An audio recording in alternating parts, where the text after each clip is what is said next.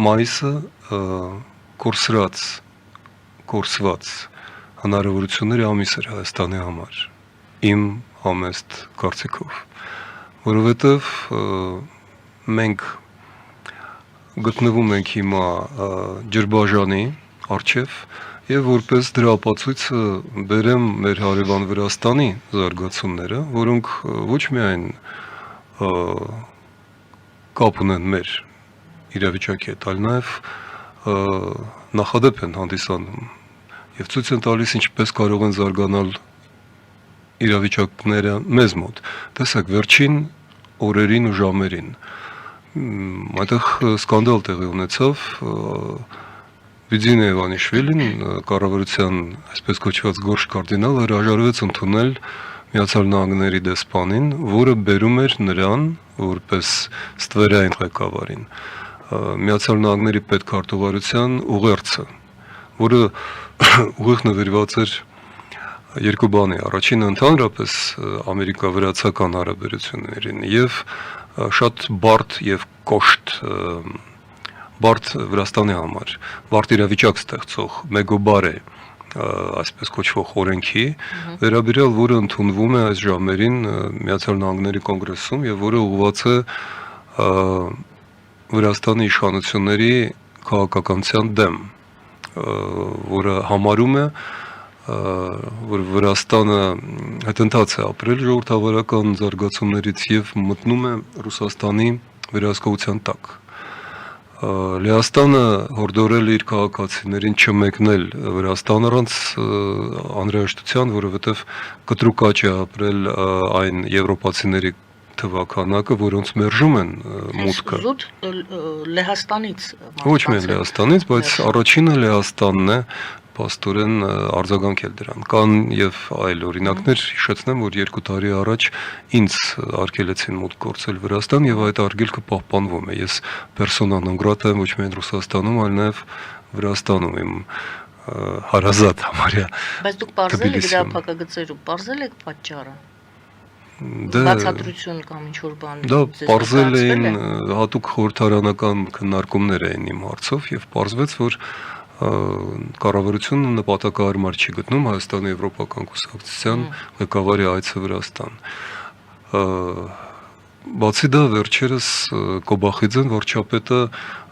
վիրավորանքներով, մեղադրանքներով հարձակվել էր Մակրոնի Ֆրանսիայի նախագահի վրա, մեղադրելով նրան պատերազմ հրահրելու, Վրաստանը սադրելու եւ ներքաշելու ինչ որ այդպես բաների մեջ։ Մի խոսքով, ինչու եմ ես այս ամենն ասում, որովհետեւ Հայաստանի մուտքը Եվրոմիություն շահկապված է Վրաստանի զարգացումների հետ։ Մեզ դիտում են որպես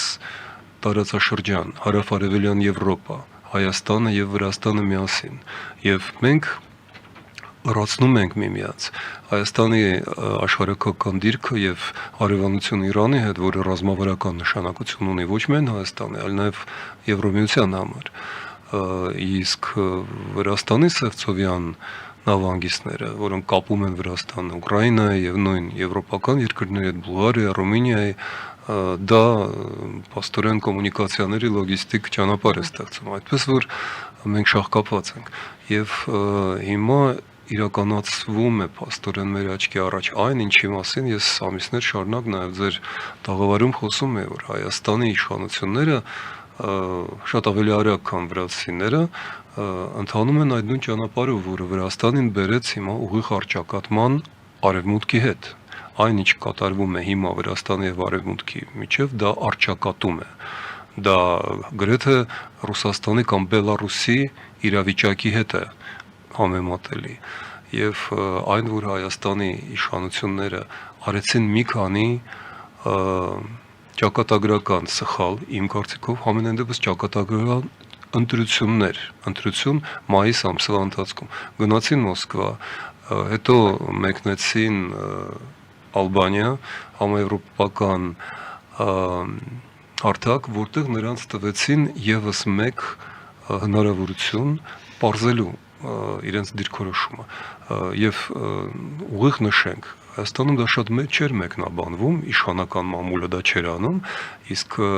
պրոռուսական կայքերը բնականաբար ուղղակի լռության էին մատնում, բայց ինչ տեղի ունեցավ։ Նիկոլ Փաշինյանը նկարահանվեց, լուսանկարվեց Ուրսուլա ֆոն դեր Լայենը եւ Անտոնիո Կոշտայի, այսինքն Եվրոխորհրդարանի եւ Եվրամիության, Եվրոխորհրդի եւ Եվրամիության ղեկավարների հետ, եւ նրանք ընդգծեցին, որ ողջունում են Հայաստանի որոշումը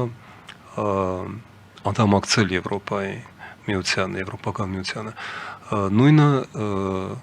Արարատ Միրզոյանը արտգործնախարարին ասեց արտաքին գործերի հանձնակատար Եվրամիության Կայա Կալասը։ Եվ սա փաստորեն հատուկ էր ասված նրանց, ով հարցնում է ով է մեզ սպասում Եվրոպայում եւ ինչ է ասել Եվրոպան, արդյոք նկատել են մեր ջանքերը։ Այո, Եվրոպան նկատել է, Եվրոպան հատուկ ողջունել է ամենաբարձր մակարդակի վրա, ինչ տեղի ունեցավ դրանից հետո։ 2-3 օր անց նույն Արարատ Միրզոյանը կանգնում է Ռուսաստանի արտգործնախարար Լավրովի կողքին եւ ասում է մենք չենք սկսել բանակցություններ Եվրամիության հետ, մենք չենք ուղարկել դիմում, մենք հայտ չենք ուղարկել, այսինքն մենք սառեցրել ենք մեր իսկ ընդունած օրենքը եւ նա դա ասում է Ռուսաստանի արտգործնախարարին։ Եվ վերջին շտրիխը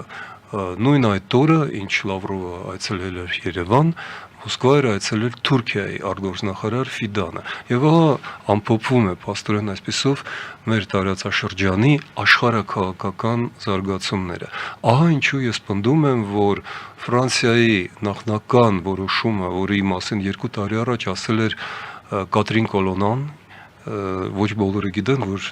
նա ունի հայկական ծագում, ընդ որում Կիլիկյան Հայաստանի իշխանական տոհմերից Կոլոնա ընտանիքը բավական հայտնի է եւ ասեմ, որ օրինակ Թագաժառանգ, Իտալիայի Թագաժառանգ, որը նաեւ Հայաստանի Կիլիկյան Հայաստանի Թագաժառանգ իշխան Էմանուել Ֆիլիբերտոյի ամենամտերիմ օգնականներից մեկը Ֆաբրիցիո Կոլոնան է, նույն Կոլոնա ընտանիքից, պես որ մենք անգամ չենք պատկերացնում ինչ հնարավորություններ ունենք մենք։ Եվ եթե Կոլոնան, Կատրին Կոլոնան 2 տարի առաջ գլխավոր հյուպատոսարան էր պատրաստվում բացել Սյունիքում, ընդ որում խոսքը ավելի շատ կապանի մասին էր այդ ժամանակ, որքան հիշում եմ, ապա հիմա տեսնելով Հայաստանի զգուշավոր եւ անվճռական եւ իմ տեսակետից անլուրջ մոտեցումը մեր իսկ եվրոպական հեռանկարներին, Ֆրանսիան սահմանափակվեց գրեթե խորհրդանշական եւ շատ իմ կարծիքով թեթև տարբերակով, որովհետեւ պատվավոր հյուպատոսը, այն էլ ազգությամբ հայ Հայաստանի քաղաքացի, Կարմեն Ատոնցը կարծեմ, որը ֆրանսերենի եւ ֆրանկոֆոնիայի ջատագով նոսուչուհի է ֆրանսերենի, եթե չեմ սխալվում։ Սա նշանակում է, որ Ֆրանսիան նույնպես գնահատական է տալիս Հայաստանի այս եվրոինտեգրմանը, դրա մակարդակին եւ պատասխանում է։ Ուղիղ չցանկանալով վիրավորել, ասելով, որ դուք լուրջ չեք վերաբերվում ձեր հնարավորություններին եւ ձեզ հատկացվող տրամադրվող պատմական հնարավորություններին։